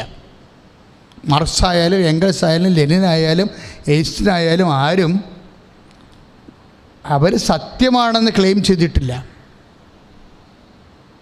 ഈ 33 വയസ്സുകാരൻ ഐ ആം ദ ട്രൂത്ത് എന്ന് പറഞ്ഞാൽ അത് ക്ലെയിമാണ്. കാര്യം വേറെ ആരും ക്ലെയിം ചെയ്തിട്ടില്ല. അവൻ ക്ലെയിം ചെയ്ത സത്യത്തിന് വേണ്ടി അവൻ മരിക്കുവാനും അവൻ്റെ പിതാവായ സത്യത്തെ മഹത്വപ്പെടുത്തിക്കൊണ്ട് അവനെ ഉയർത്തെഴുന്നേൽപ്പിക്കുവാനും തയ്യാറാകുമ്പോഴേ സത്യത്തോടുള്ള വിശ്വാസമാണ് സത്യവിശ്വാസം. വിശ്വാസം എങ്ങനെ ഉണ്ടാകാം? ആർക്കും ഉണ്ടാകാം, എന്തിനും ഉണ്ടാകാം. പക്ഷേ സത്യത്തിനോട് വിശ്വാസം ഉണ്ടാകുമ്പോഴാണ് അത് വർക്കൗട്ട് ആണത്. എപ്പോൾ വർക്കൗട്ട് ആവും? നിത്യത വരെ. ശ്രുതികട ഹല്ലേലൂയ, യേശുവേ സ്തോത്രം, ഹല്ലേലൂയ, ഹല്ലേലൂയ, യേശുവേ നന്ദി, hallelujah, hallelujah, hallelujah, hallelujah, hallelujah, hallelujah, യേശുവേ സ്തുതി, hallelujah, hallelujah, hallelujah, hallelujah, hallelujah, യേശുവേ നന്ദി. സത്യത്തോട് വിശ്വാസം തോന്നിയാൽ പിന്നെ നിനക്കൊന്നും പ്രതിബന്ധം ഉണ്ടാകത്തില്ല. നിനക്ക് കടമുണ്ടാകാം, രോഗമുണ്ടാകാം, നീ വല്ല സങ്കടപ്പെട്ട ഒരു അവസ്ഥയിലായിരിക്കും ചിലപ്പോൾ ഇവിടെ ഇരിക്കുന്നത്. പക്ഷേ നിനക്ക് യേശുവിനോട് സത്യത്തോട് വിശ്വാസം തോന്നിയാൽ പിന്നെ നിനക്കൊന്നും പ്രതിബന്ധം ഉണ്ടാകത്തില്ല. എന്താ കാര്യം? നമ്മൾ വിശുദ്ധ ലൂക്കായുടെ സുവിശേഷമില്ലേ, വിശുദ്ധ ലൂക്കായുടെ സുവിശേഷം 5:19, അവിടെ ഒരു തളർവാദ രോഗിയെ എല്ലാവരും കൂടി കൊണ്ടുവരുന്നതാണ് രംഗം. ഒരു തളർവാദ രോഗിയെ യേശുവിൻ്റെ അടുത്ത് കൊണ്ടുവരും. പക്ഷേ എന്താണ്, യേശുവിൻ്റെ അടുത്ത് എത്താൻ പറ്റത്തില്ല. അപ്പോൾ എന്തുകൊണ്ട് അവരെന്ത് ചെയ്യും? യേശുവിൻ്റെ അടുത്ത് എത്താൻ പറ്റാത്തപ്പോൾ എന്ത് ചെയ്യും? അവർ മേൽക്കൂര പൊളിച്ചോ ഓടിളക്കിയോ അവർ തളർവാദ രോഗിയെ കട്ടിലോടുകൂടെ യേശുവിൻ്റെ അടുത്ത് എത്തിക്കും. അപ്പോൾ യേശു എന്നാ പറയണത്? അവരുടെ വിശ്വാസം കണ്ട്. 5:20 എന്താ പറയണത്? ലൂക്കാ സുവിശേഷം. അവരുടെ വിശ്വാസം കണ്ട്. ആരുടെ വിശ്വാസം? ഈ രോഗിയെ കൊണ്ടുവന്ന ആൾക്കാരുടെ വിശ്വാസം. രോഗിക്ക് വിശ്വാസം ഉണ്ടാകണമെന്ന് ഒരു നിർബന്ധമില്ല, കൊണ്ടുവന്ന ആൾക്കാർക്ക് ഉണ്ടായാൽ മതി. അവരുടെ വിശ്വാസം കണ്ട് അവൻ ആ തടവായ രോഗിയോട് പറഞ്ഞു, നിൻ്റെ പാപങ്ങൾ ക്ഷമിക്കപ്പെട്ടിരിക്കുന്നു. അപ്പോൾ ഒരു ചോദ്യം വന്നത്, എന്തുകൊണ്ടാണ് ഇവർക്ക് നേരിട്ട് യേശുവിൻ്റെ അടുത്ത് കൊണ്ടുവരാൻ പറ്റാഞ്ഞത്? ജനക്കൂട്ടം നിമിത്തമെന്നാണ് എഴുതിയിരിക്കുന്നത്. ജനക്കൂട്ടം നിമിത്തം. അതാണ് പ്രശ്നം. ജനക്കൂട്ടം നിമിത്തമാണ് യേശുവിൻ്റെ അടുത്ത് ഈ രോഗിനെ എത്തിക്കാൻ ആ കൊണ്ടുവന്ന ആൾക്കാർക്ക് പറ്റാതിരുന്നത്. ജനക്കൂട്ടം എപ്പോഴും പ്രശ്നമാണ്. നമുക്ക് യേശുവിനെ അനുഭവിക്കുന്നതിന് തടസ്സമായിട്ട് ജനക്കൂട്ടം വരും. എന്താണ്? അവരെന്ത് വിചാരിക്കും? നിങ്ങൾ കൃപാസനത്തിൽ എവിടെ പോകണം? ആരും മിണ്ടത്തില്ല. ചില ആൾക്കാർ സ്വന്തം പള്ളിയിൽ പോകത്തില്ല, കൃപാസനത്തിൽ വരും. സ്വന്തം പള്ളിയിൽ പോകത്തില്ല. ഇനി കൃപാസനത്തിൽ വരുമ്പോൾ തന്നെയും എന്താ നോക്കണത്? അങ്ങോട്ട് ഇങ്ങോട്ട് നോക്കും, നാട്ടുകാരെ ഉള്ളിൽ ഉണ്ടാന്ന് നോക്കും. ജനക്കൂട്ടം ദൈവത്തെ അവർ വിളിക്കണതും ദൈവത്തെ ആശ്രയിക്കുന്നതും ജനക്കൂട്ടം കാണുമ്പോൾ അവരെന്തോർക്കുമെന്ന് തോന്നും. അവിശ്വാസികളാണ് ശരിക്കും. നിങ്ങളുടെ നിലപാട് കൊണ്ട് തന്നെ നിങ്ങളുടെ വിധി നിങ്ങൾ നിശ്ചയിച്ച് കഴിയുകയും. അതായത് ഇപ്പം ജനക്കൂട്ടം കണ്ടില്ലേ ദേവൻ? ഇപ്പം ജനക്കൂട്ടം മാഞ്ഞു പോകുന്ന സംഭവമാണ്. അജ്ഞാതമായ ലോകത്ത് ആരായിട്ട് എന്ത് കാര്യം? ഒരു കാര്യമില്ല. ജനക്കൂട്ടം ഉണ്ടാകുമ്പോൾ ഒരു പക്ഷേ സംഭവിക്കണത് എന്താണ്? നിൻ്റെ വില പോകുമോ, നിൻ്റെ റേറ്റിംഗ് പോകുമോ, ഇങ്ങനെ കുറേ സംഭവങ്ങളുണ്ട്. ഇത് മനുഷ്യൻ്റെ അസ്തിത്വത്തിലുള്ള ഒരു അഹങ്കാരമാണ്. ഇതാണ് യേശുവിനെ കർത്താവാക്കിയത്. എന്താണ്? അവൻ വിനയാന്യതനായി, അവൻ തന്നെ താഴ്ത്തിയെന്ന് പറഞ്ഞില്ലേ? എന്തിനാണ്? ജനക്കൂട്ടത്തിൽ അവന് ഉണ്ടാകുന്ന നിലവാരം നമുക്ക് എപ്പോൾ നമ്മൾ താഴ്ത്തുന്നു. ഇപ്പം നമ്മുടെ പ്രാർത്ഥനയ്ക്ക് ഒത്തിരി പേര് സമയത്ത് മുട്ടേ നിൽക്കുന്ന പ്രാർത്ഥനകളുണ്ട്. ചില ആൾക്കാർ മുട്ടേ നിൽക്കത്തില്ല. ദിവ്യകുർബാന ഉയർത്തിയാലും മുട്ട നിൽക്കത്തില്ല. ഒരു പുന്നപ്രകാരം ഞാൻ പള്ളിത്തോട്ട് ഇരിക്കുമ്പോൾ എൻ്റെ കുർബാനയ്ക്ക് എല്ലാവരും മുട്ട നിൽക്കും. ഇല്ലെങ്കിൽ ഞാൻ മുട്ടുകാലം തന്നെ ഒടിച്ചെങ്കിലും മുട്ട നിർത്തിയിരിക്കും. കാര്യം എന്താ? എനിക്കറിയാം ആരാ ഇടുന്നുള്ളൂ ഇരിക്കണമെന്ന്. അപ്പോൾ ഒരുത്തരിങ്ങനെ ഈ ചന്തലിൽ നിന്ന് വന്ന പോലെ ഇങ്ങനെ നിൽക്കണം, ഇരിക്കാനും പറ്റാതെ. അയാൾക്കൊരു 60 വയസ്സൊന്നും ഉണ്ടായിരുന്നു. അപ്പോൾ ഞാൻ ചോദിച്ചു, ഞാൻ കുർബാന കഴിഞ്ഞപ്പോൾ ചേട്ടനെ വിളിച്ച്, എന്നാ പറ്റിയെന്ന് ചോദിച്ചു. അപ്പോൾ എൻ്റെ മുട്ടിന് കേടാണെന്ന് പറഞ്ഞു. ഞാൻ സത്യമാണേ കുഴപ്പമില്ല, അല്ലെങ്കിൽ അതുപോലെ സംഭവിക്കുമെന്ന് പറഞ്ഞു. കാര്യം ഞാൻ ചിലർക്ക് അഹങ്കാരം കൊണ്ട് കർത്താവിൻ്റെ മുമ്പിൽ മുട്ട നിൽക്കാൻ പറ്റത്തില്ല. ഇത് നമുക്ക് ഈ ഒരു വിഷയമല്ല. നിങ്ങൾ ചിലപ്പോൾ മുട്ട നിൽക്കാൻ ചിലപ്പോൾ ഇവിടെ കിടന്ന് ഉരുളുമായിരിക്കും. പക്ഷേ അതല്ല പ്രശ്നം. ഇതൊരു മാനസിക അവസ്ഥയാണ്. എന്ന് നീ എളിമപ്പെടുന്നു, കർത്താവിൻ്റെ നാമത്തിലാണ് നീ എളിമപ്പെടുന്നുണ്ടെങ്കിൽ ദൈവം നിന്നെ ഉയർത്തും. നീ ഇപ്പോൾ താഴ്ന്ന തരിപ്പണമായി അങ്ങ് തറ പറ്റിക്കിടക്കണമെന്ന് വിചാരിച്ചോ? ഏതെങ്കിലും വിഷയത്തിൽ നീ എളിമപ്പെടാൻ തീരുമാനിച്ചാൽ ആ സമയത്തോട്ട് ദൈവം നിന്നെ ഉയർത്തും. കാര്യം നീ എളിമപ്പെടുമ്പോഴേ നീ ക്രൂശനായ കർത്താവിനെയാണ് സ്വീകരിക്കണത്. നീ ക്രൂശിക്കപ്പെടുകയാണ് ചെയ്യണത്. അപ്പോൾ ദൈവം നിന്നെ ഉയർത്തും. ദൈവത്തിലെ ജനക്കൂട്ടത്തിന് മുമ്പിൽ അവരെന്ത് വിചാരിക്കും, അല്ലെങ്കിൽ ജനത്തിൻ്റെ താല്പര്യത്തിന് അനുപക്ഷീയമായിട്ട് നിൻ്റെ ജീവിതം ക്രമീകരിച്ചാൽ ചിലപ്പോൾ നിനക്ക് വിശ്വാസം നഷ്ടപ്പെടുന്നു വരും. പക്ഷെ നീ അത് അറിയത്തില്ല. പല മനുഷ്യരുടെയും പ്രശ്നം ഇതാണ്. അവർക്ക് വിശ്വാസം നഷ്ടപ്പെട്ടിട്ടുണ്ട്. അവരുടെ വീട്, അവരുടെ സൗന്ദര്യം, അതുപോലെ തന്നെ അവരുടെ ആരോഗ്യം, അവരുടെ സമ്പത്ത്, അവരുടെ വിദ്യാഭ്യാസം, ഇതെല്ലാം നേടാൻ വേണ്ടി അവരുടെ ശ്രമങ്ങൾക്കിടയിൽ അവരുടെ വിശ്വാസം നഷ്ടപ്പെട്ടിട്ടുണ്ട്. പക്ഷെ അവരറിഞ്ഞിട്ടില്ല. ഇനി ഒരു ആവശ്യം വരുമ്പോഴാണ് അവർക്ക് മനസ്സിലാകണത്, അയ്യോ ഇത് വിശ്വാസം എന്നോ നഷ്ടപ്പെട്ടു. അപ്പോഴും അവരറിയുന്നില്ല. അതുകൊണ്ടാണ് പ്രാർത്ഥനയ്ക്ക് ഉത്തരം താമസിക്കുന്നത്. കാര്യം പല ആൾക്കാരും പള്ളികളിൽ ഒരു പേഴ്സണാലിറ്റി, നാട്ടിൽ ഒരു പേഴ്സണാലിറ്റി, പള്ളികളിൽ ഒരു പേഴ്സണാലിറ്റി, പത്തിയും ദൈവത്തിലേക്കൊന്നും എല്ലാം കാര്യം കാണാൻ വേണ്ടിയുള്ള എല്ലാ പട്ടാങ്ങിയും പള്ളി വന്ന് കാണിക്കും. പക്ഷെ പുറത്തിറങ്ങി കഴിയുമ്പോൾ മുട്ടാളനായിട്ട് മാറും, മുട്ടാളത്തിയായിട്ട് മാറും. ഇത് നിങ്ങൾ ശ്രദ്ധിക്കണം. ഇതാണ് പലപ്പോഴും പ്രാർത്ഥനയ്ക്ക് താമസം വരാൻ കാരണം. നിങ്ങൾ എളിമപ്പെടുന്നില്ല, മനുഷ്യാവതാരത്തെ പങ്കുചേരുന്നില്ല. പ്രാർത്ഥിക്കുക, കർത്താവേ അങ്ങനെ കുരിശുമരണത്തോടെ എന്നെ പങ്കുചേർത്തുകൊണ്ട് അങ്ങ് മനുഷ്യാവതാരം എൻ്റെ ജീവിതത്തിലെ പറഞ്ഞുകൊണ്ട് അങ്ങനെ ഉയർത്തുന്നതിന്റെ മഹിമ പ്രാപിക്കുവാൻ എന്നെ അനുഗ്രഹിക്കണമേ. ശ്രദ്ധിക്കട്ടെ. ഹല്ലേലൂയ. ശരീരം മുഴുവനും വേദനയുള്ളവർ തലയിലാണ് കൈവെക്കേണ്ടത്. കടരോഗികൾ നെഞ്ചിൻ്റെ താഴെ,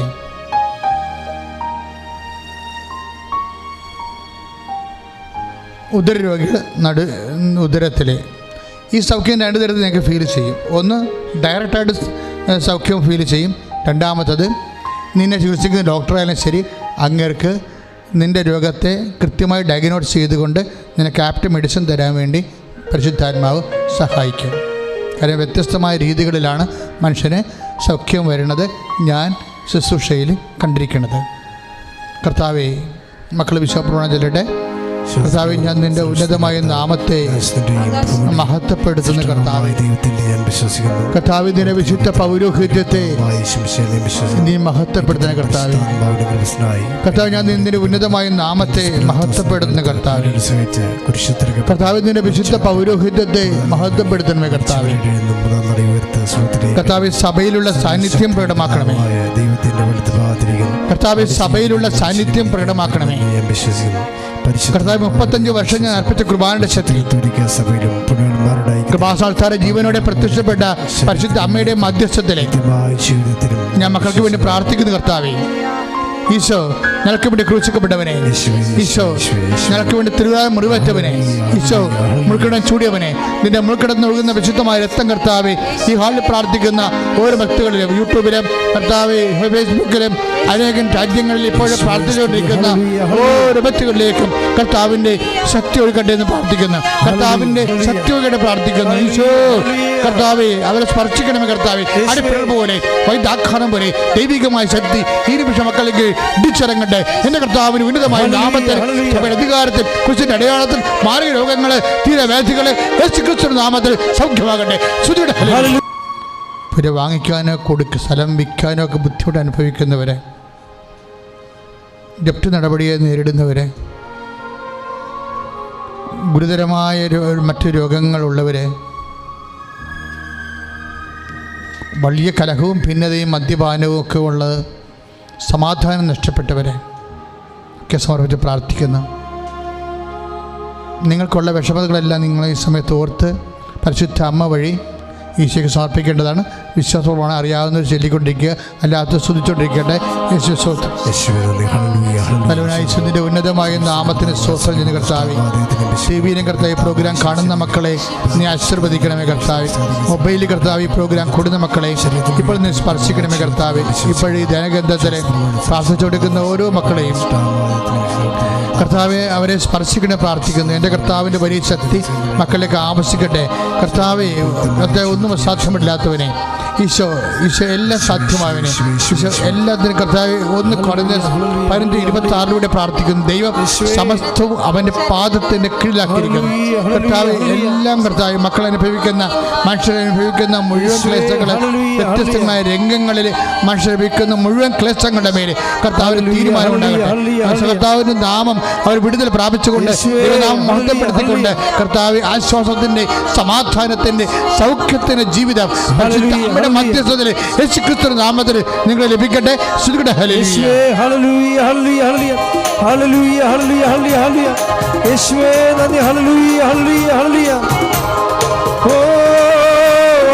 ഇപ്പോഴും അച്ഛൻ അനുസ്മരിക്കാത്ത നിങ്ങളുടെ വ്യക്തിപരമായ ജീവിത വിഷമതകളെ, രോഗങ്ങളെ പരിശുദ്ധ അമ്മ വഴി ഈശോയ്ക്ക് ഏൽപ്പിച്ചുകൊണ്ട് വിശ്വാസപ്രമാണം ചൊല്ലി ആശീർവാദം മേടിക്കുക. കർത്താവെ എന്നെ സാക്ഷിയാക്കണമെന്ന് പ്രാർത്ഥിക്കുക.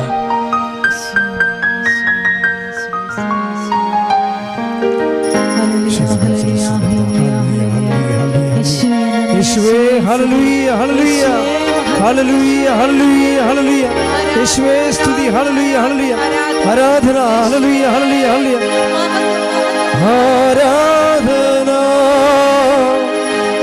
ആരാധന ആരാധന